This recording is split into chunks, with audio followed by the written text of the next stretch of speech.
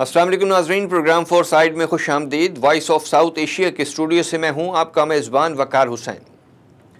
पाकिस्तान में मौरूसी सियासत का अंसर मनफी इस्तिलाह के बावजूद बदकिस्मती से हमेशा से गालिब रहा है, और अब जबकि आम इंतखाबात में महज चंद ही रोज़ बाकी हैं और नामजद उम्मीदवारों की हतमी फहरिस्तों के मुताबिक मुल्क भर में दर्जनों ऐसी कौमी और सूबाई असम्बलियों की नशिस्तें हैं जहाँ एक ही घर या ख़ानदान के अफराद को मैदान में उतारा गया है, जिसके बायस अब एक उम्मीदवार के तौर पर इंतहाई महंगे इंतखाबात में सियासी जमातों के आम नज़रियाती वर्कर्स के लिए इंतखाबी सियासत में आगे आना मज़ीद मुश्किल तर हो गया है, क्योंकि हर बार की तरह इस मरतबा भी बेशतर बड़ी सियासी जमातों ने इन इंतखाबात में हिस्सा लेने के लिए अपने रिश्तेदारों या इंतहाई मालदार अफराद को पार्टी कारकुनों पर तरजीह दी है। सियासी मुबसरीन के मुताबिक बिलाशुबा रिवायती घरानों के अफराद की फतह के बाद ईवान बाला व ईवान ज़री में पहुँचने से स्टेटस को तक़वियत मिलेगी और आम आदमी की फलाह के लिए कोई बड़ी और बुनियादी तब्दीली आने का कोई इम्कान नज़र नहीं आता। बज़ाहिर तो सियासी जमातों के रहनुमा मौरूसी सियासत के ख़िलाफ़ बातें करते नहीं थकते, लेकिन उसके बावजूद हर मरतबा बाप, बेटा, बहू, दमाद और रिश्तेदारों की नामजदगियाँ इन जमातों के अकाबरीन के मौक़िफ़ को झुटलाने के लिए काफ़ी हैं। कहा जाता है कि जमहूरियत के एक दायरे में ही घूमने का मौजिब भी यही मौरूसी सियासत है। पाकिस्तान में आखिर मौरूसी सियासत का खात्मा कैसे मुमकिन होगा, या फिर मुल्क जैसे चल रहा है चलने दो की पॉलिसी पर गामजन रहेगा? प्रोग्राम में इन मौज़ूआत पर बातचीत के लिए हमारे साथ मौजूद हैं इस्लामाबाद से सीनियर तजियाकार जावेद हुसैन साहब और एहसान क्वाटी साहब। उनसे गुफ्तगू का आगाज़ करेंगे मगर एक छोटे से वक्फे के बाद।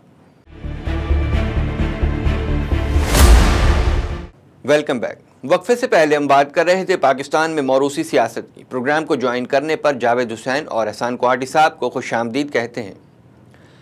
जावेद साहब, इसमें कोई दो राय नहीं कि पाकिस्तान आइंदा आम इंतखाबात में भी मौरूसी सियासत के निर्गे में है। आपकी नज़र में इससे कैसे निजात मिल सकती है?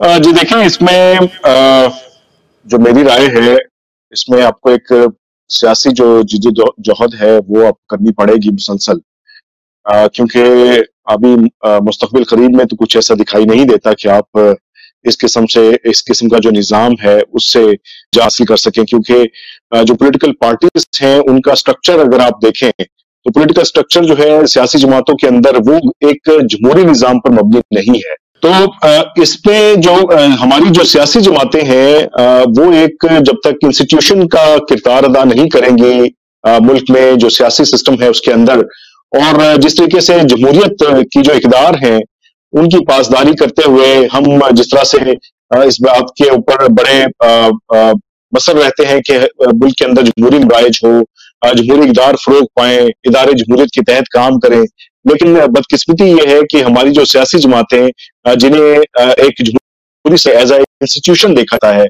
वहां पर इन सियासी जमातों में हमारे यहाँ इनके अंदर जो है वो जमहूरियत नहीं है। और यही बड़ी वजह है कि जो बड़ी सियासी जमातें पाकिस्तान की हैं उसमें एक मौरूसियत का जो एलिमेंट पाया जाता है कि वालिदैन से की विरासत सियासी जमात की, और वही फिर इक़्तिदार में रहते हैं। तो ये एक सिस्टम है जिसमें जो एक कॉन्फ्लिक्ट ऑफ इंटरेस्ट जिसे कहें, या conflict between political parties and democracy, तो ये एक बड़ी रुकावट है आपके इस मुल्क के अंदर एक जमहूरी निज़ाम के राइज होने में। और इसके लिए जरूरी है कि सियासी जमातों को एम्पावर किया जाए। जब तक आपकी सियासी जमातें एम्पावर नहीं होंगी, फैसला साजी में उनका एक किरदार नहीं होगा, और आइन में जो दिया गया जो इनको राइट है सियासी जमातों को एज ए इंस्टीट्यूशन वो अपनी प्रैक्टिसेस नहीं करेंगे, तब तक मेरा नहीं ख्याल कि वो जो निज़ाम जिससे ये खत्म होगा, और इसी तरह से ये सिस्टम जो है वो चलता रहेगा।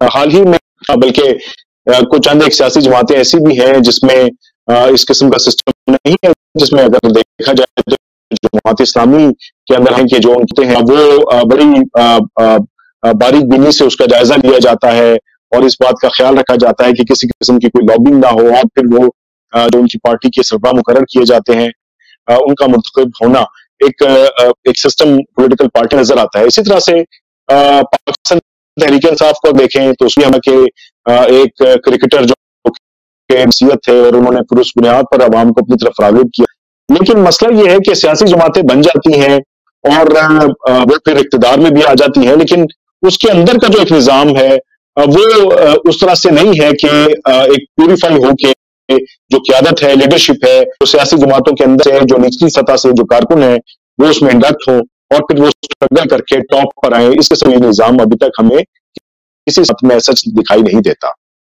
کوارٹی صاحب، پارٹی ٹکٹوں کی بندرباٹ سے بنیادی ورکرز کا احتکاک مجروح ہوتا ہے، جس کے باعث وہ دل برداشتہ ہو جاتے ہیں. کیا آپ کو لگتا ہے کہ محض یہی وجہ ہے کہ وہ پارٹیاں چھوڑ دیتے ہیں؟ ظاہر ہے کہ بہت بڑی وجہ ایسا ہے. ایک شخص ہے جو سمجھتا ہے کہ اسے پالیٹکس میں آنا ہے اور آگے بڑھنا ہے، اور ہر شخص کی یہ خواہش ہوتی ہے، کوشش ہوتی ہے کہ وہ آگے بڑھے، کسی مقام پر پہنچے اور کچھ کنٹریبیوٹ کرے اور کچھ نام کمائے.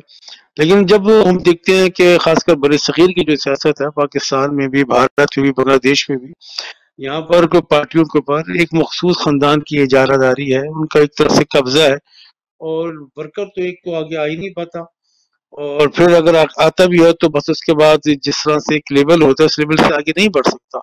انہیں آگے بڑھنے کے لیے اپنی کارکردگی سے زیادہ ان پارٹی کے جو رہنما ہیں یا جو خاندان ہیں وہاں سے انہیں کچھ گرین سگنل چاہیے ہوتے ہیں، اور ان کی آشیوی ہوتی ہے. کوشش یہ کہ اپنی کارکردگی دکھانے کے بجائے وہ ان کی مٹھی چانپی کرتے رہے اور ان کے حوالے سے وہ ایسے کام کریں، ان کی خوشامد کرتے رہے، ان کی گڈ بک پر رہے. یہ ایک بہت بڑا ہمارے یہاں پر جیسے کہہ لیں سیاست کے ساتھ ایک بہت بڑا مسئلہ ہے، اور ایک ایسی بیماری ہے جس کا ابھی تک کوئی علاج نہیں ڈھونڈا جا سکا. جاوید حسین صاحب، کیا واقعی موروثی سیاست کا جمہوریت پر کوئی اثر پڑتا ہے، اور موروثی سیاست نئے آنے والوں کے لیے سیاست میں مواقع پیدا کرنے کی راہ میں رکاوٹ ہے؟ بالکل. اس بات کا شاید میں نے اپنی گفتگو میں جواب بھی دیا کہ جو موروثی سیاست جو ہے وہ ہماری سیاسی جماعتوں میں کیونکہ سیاست کو کور کرتا ہوں اور سیاست کا ایک طالب علم بھی بطور کام کر رہا ہوں، تو اس میں ہم دیکھتے ہیں کہ جو سیاسی جماعتوں میں جو سیاسی کارکن ہیں وہ بیچارے 30 سال سے 40 سال سے سیاسی جماعتوں میں کام کر رہے ہیں، لیکن ان کو ایک ورکر کی حیثیت سے ہی دیکھا جاتا ہے قیادت کی طرف سے، اور پھر ان سے ڈیمانڈز ہی طلب کی جاتی ہیں کہ ڈیمانڈ پوری کر دی جائے، لیکن ان کو اپنی فیصلہ سازی میں، پالیسی میکنگ میں شامل نہیں کیا جاتا. اگر کیا جاتا ہے تو وہ پھر اس لیول تک نہیں پہنچتے کہ پارٹی کی قیادت میں آئے.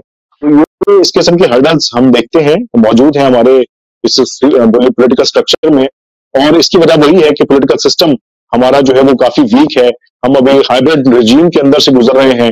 جمہوری اقدار تو شاید ہمارے پاس سے بھی ابھی گزرے نہیں ہے کہ جمہوریت کو جسے ہم کہیں کہ ہم جمہوریت کے نظام کو انجوائے کر رہے ہیں. تو ابھی ہمیں بہت وقت لگے گا، اسٹرگل کرنی پڑے گی اس سیاسی عمل کے ساتھ کہ ملک کو ہم جمہوریت کی طرف لے کر جائیں، اور پھر اس میں جو سیاسی جماعتیں ہیں وہ امپاورڈ ہوں، اور پھر فیصلہ سازی میں ان کے جو کارکن ہیں وہاں سے نسازش ہو، اور جو گراس روٹ لیول ہے وہاں سے کارکن جو ہے وہ پارٹی قیادت کی طرف آئیں. اس کے لیے بہت زیادہ اسٹرگل کرنے کی ضرورت ہے.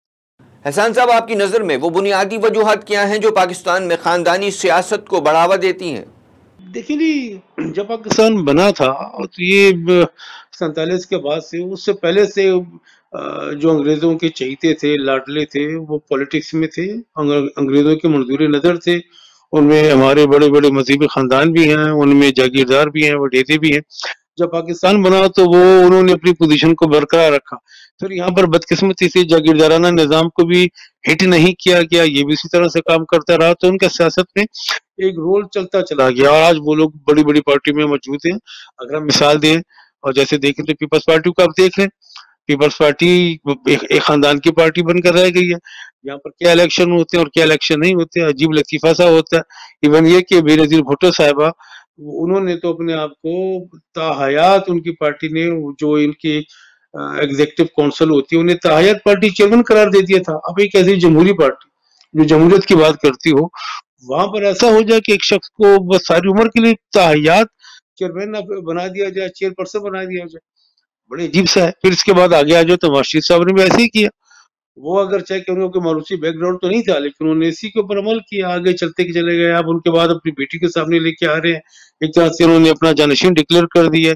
مولانا فضل الرحمان صاحب کو دیکھ لیجئے، انہوں نے بھی ابھی سے ہی اپنے بھائی، اپنے بھتیجے، اپنے صاحبزادے، ان کی پارلیمنٹ میں تو ان کی اہلیہ کی بہنیں تک موجود نہیں ہیں. پتہ نہیں کون کو کیسے کہاں پر بچ گیا. تو ہمارے یہاں پر یہ پرابلم چلا آ رہا ہے. ایک مسئلہ ہے جس سے اور بہت سارے مسائل کریٹ ہوتے ہیں اور بہت سارے مسائل جنم لیتے ہیں. اب نوجوانوں کی ایک تلفیاں ہوتی ہیں جو جینوئن سیاسی ورکر ہیں وہ آگے نہیں آ پاتے, اگر آتے ہیں تو ان کی بڑھوتری نہیں ہوتی, وہ آگے گرو نہیں کر پاتے. جی ناظرین, پروگرام میں وقت ہوا ایک چھوٹے سے وقفے کا, تھوڑی دیر میں دوبارہ حاضر ہوتے ہیں. Welcome back. ہمارے ساتھ پروگرام میں موجود ہیں سان کوآٹی اور جاوید حسین صاحب. ان سے گفتگو کے سلسلے کو آگے بڑھائیں گے. جاوید صاحب, قانون کیا کہتا ہے انٹرا پارٹی الیکشن کے حوالے سے؟ سیاسی جماعتوں میں انٹرا پارٹی الیکشن کب کب ہونے چاہیے؟ دیکھیں, جو الیکشن کمیشن اور جو ایکٹ ہے پارٹی انٹرا پارٹی الیکشنز کے حوالے سے, جو ایکٹ ہے پولیٹیکل پارٹی ایکٹ, وہ یہ کہتا ہے کہ انٹرا پارٹی الیکشنز کروائے جائیں. اور جیسا کہ ہر سیاسی جماعت کا ایک انٹرنل ان کا ایک پارٹی ایکٹ بھی بنایا جاتا ہے, اور وہ انٹرنل جو پارٹی ایکٹ ہے وہ الیکشن کمیشن کو جمع کروایا جاتا ہے. اس میں آپ اس بات کو واضح کرتے ہیں کہ آپ کا جو پولیٹیکل سسٹم ہے پارٹی کے اندر وہ کس طرح سے چلتا ہے, آپ نے انٹرا پارٹی الیکشنز کتنے وقت کے بعد کروانے ہیں. اس لحاظ سے پھر الیکشنز جو ہیں وہ آپ کے انٹرا پارٹی کروائے جاتے ہیں, اور اس قانون کے تحت الیکشن کمیشن میں وہاں پہ رپورٹ جمع کروانی ہوتی ہے. تو اس لیے ضروری ہے کہ کچھ جماعتیں 2 سال کا ٹینیور رکھتی ہیں, کچھ 3 سال کا رکھتی ہیں, اسی طرح سے زیادہ وقت پہ رکھا جا سکتا ہے. تو یہ آپ کا جو پارٹی کانسٹیٹیوشن ہے اس کو مد نظر رکھ کے آپ یہ چیزیں طے کرتے ہیں. لیکن پولیٹیکل جو پارٹیز ایکٹ ہے اس میں یہ کہا گیا ہے کہ جو پولیٹیکل سسٹم ہے پارٹی کے اندر بھی, وہ بھی ایک جمہوریت کے نظام پر رائج ہونا چاہیے, اس میں الیکشنز چاہیے. لیکن اس میں بھی ایک قسمتی ہماری سیاسی جماعتوں کے اندر کہ جو پولیٹیکل ہے پارٹیوں کے اندر, وہ نیچے سے گراس روٹ لیول سے شاید ان کو اتنا انکریج نہیں کیا جاتا ان کارکنان کو کہ وہ اپنی قیادت کے سامنے کھڑے ہو سکیں.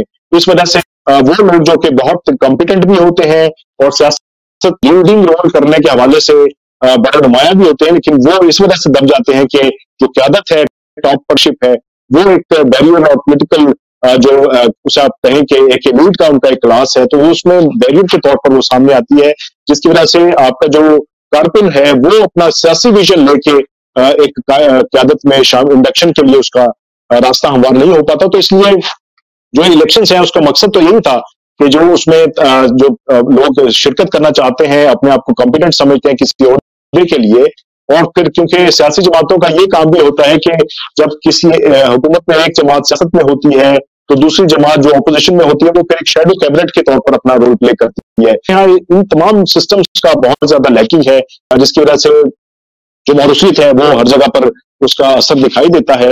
اور جو انٹرا پارٹی الیکشنز ہیں وہ ڈیفینیٹلی ہونے چاہیے, لیکن اس کے اندر بھی شفافیت جو ہے وہ لازمی, اور جو صاف شفاف انتخابات کے حوالے سے ہر سیاسی جماعت الیکشن کمیشن سے توقع رکھتی ہے کہ ہمیں صاف شفاف الیکشنز دیں.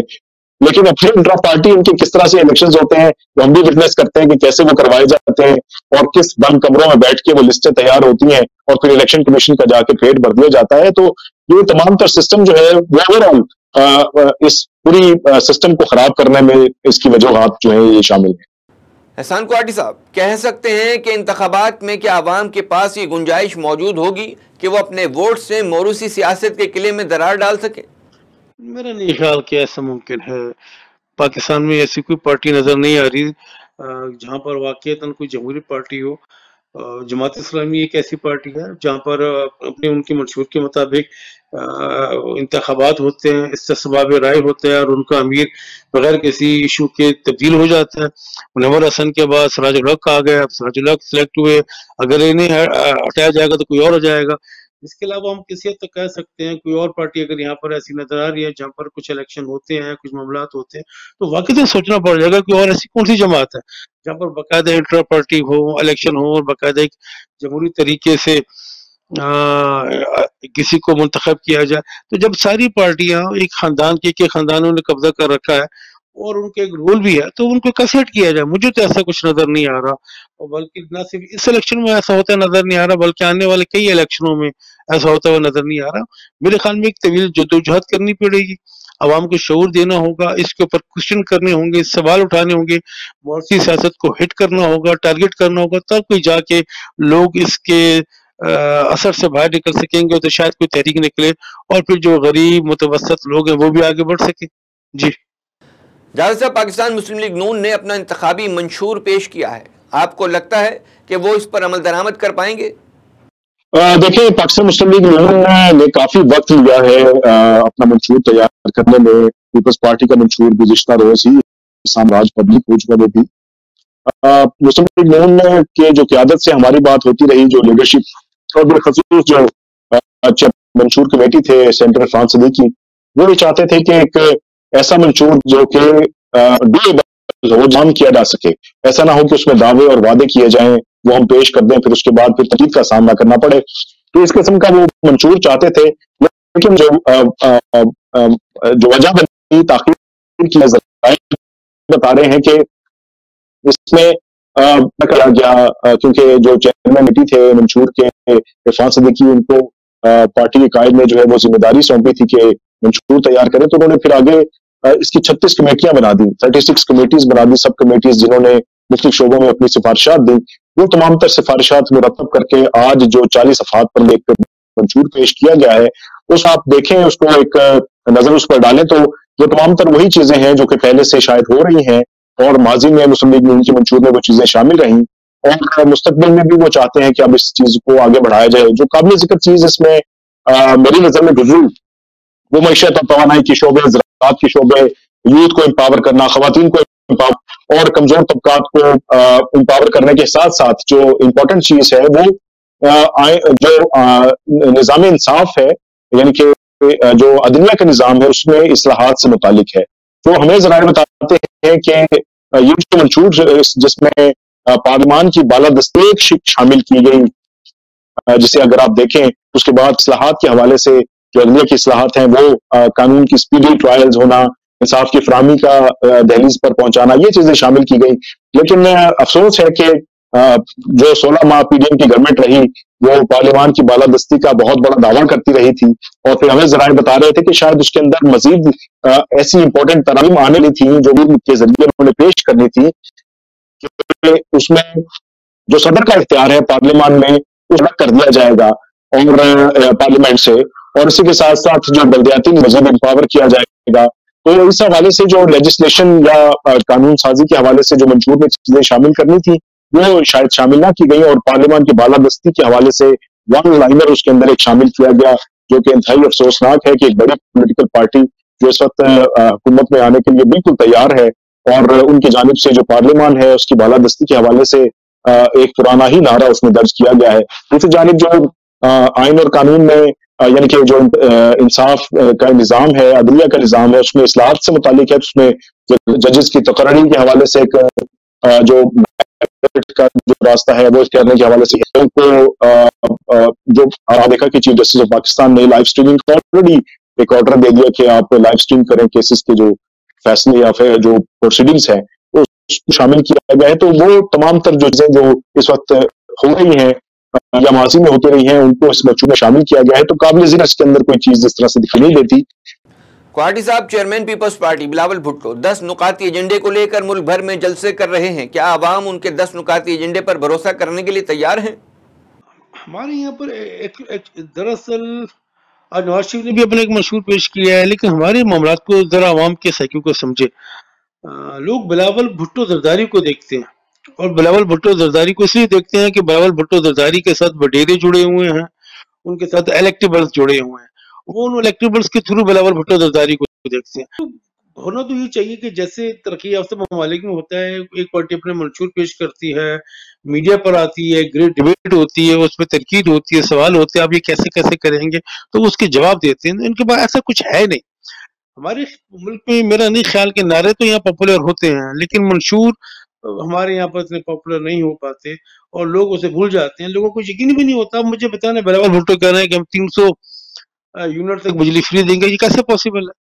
पॉसिबल किस तरह से है? ये कोई उनसे पूछे, कोई जवाब दें, वो नहीं दे पाते। अब आज नवाज शरीफ ने भी अपना मंशूर पेश किया, वो नैब के खात्मे की बात कर रहे हैं कि हम बरसर इक़्तिदार आकर नैब को ख़त्म कर देंगे।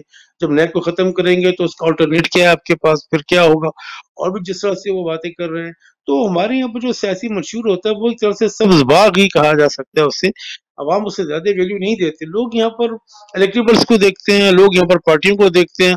मंशूर को देखकर कभी लोग वोट की तरफ माइल होते हैं कि हमने यह इसका मंशूर अच्छा है और इस पर हम एतबार कर सकते हैं, तो इसलिए हम इस बार अपना वोट इसको देंगे। کوارٹی صاحب، سوائے جماعت اسلامی کے باقاعدہ اور منظم انداز میں کسی سیاسی جماعت میں انٹرا پارٹی الیکشن کا رجحان نہیں دیکھا گیا. اس کی کیا وجہ ہے؟ کیا دیگر سیاسی جماعتوں کو قیادت کے چن جانے کا خوف ہے جو اس لیے انٹرا پارٹی الیکشن باقاعدگی سے نہیں کراتی؟ جتنی بڑی پارٹیاں ہیں، جتنی بڑی جماعتیں ہیں، وہ دراصل ایک خاندان کی پروڈکٹ بن چکی ہیں. آپ نام گننا شروع کر دیں، پیپلز پارٹی کو دیکھ لیجئے، اس کے بعد آپ آگے آ جائیں تو مسلم لیگ نون نواز کو دیکھ لیجئے، ادھر اے این پی کو دیکھ لیجئے، ادھر جے یو آئی کو دیکھ لیجئے. تو یہ کیوں اپنا انٹرا پارٹی الیکشن کروائیں گی اور نیچے سے کسی ایسی قیادت کو اور اپنے لیے چیلنجز کے سامنے آنے دیں گی؟ انہیں خطرہ ہوتا ہے. بلکہ یہاں پر تو اگر کسی کا پارٹی میں کوئی مضبوط ہو رہا ہو تو اس کو باقاعدہ کھڈے لائن لگا دیا جاتا ہے کہ آپ سائڈ پر ہو جائیں. اور کراچی میں یہ کام ایم کیو کیا کرتی تھی، مشہور تھا ایم کیو کی قائد کے حوالے سے کہ اگر پارٹی میں کوئی قد کارڈ نکالتا ہے وہ نظر آتا ہے تو پھر وہ کہیں نظر نہیں آتا. تو وہ تو مشہور تھا وہاں پہ. تو یہاں پر بھی ان کو ڈر یہی ہے کہ ہم اپنی اولاد کے لیے، خواہ کے لیے، اپنے اقتدار کے لیے چیلنج کو چھوڑ کے جائیں. اس لیے یہاں پر کوئی الیکشن نہیں ہوتے. الیکشن ہوتے بھی ہیں تو کاغذات میں الیکشن ہوتے ہیں جن کی کوئی وقت نہیں، جن کو کوئی اہمیت نہیں. بہت بہت شکریہ احسان کوہاٹی اور جاوید حسین صاحب، آپ نے اپنا قیمتی وقت ہمیں دیا. ناظرین، پروگرام اپنے اختتام کو پہنچتا ہے. اگلے پروگرام تک ٹیم فورس سائٹ کے ساتھ اپنے میزبان وقار حسین کو دیجیے اجازت. اللہ نے کے بان.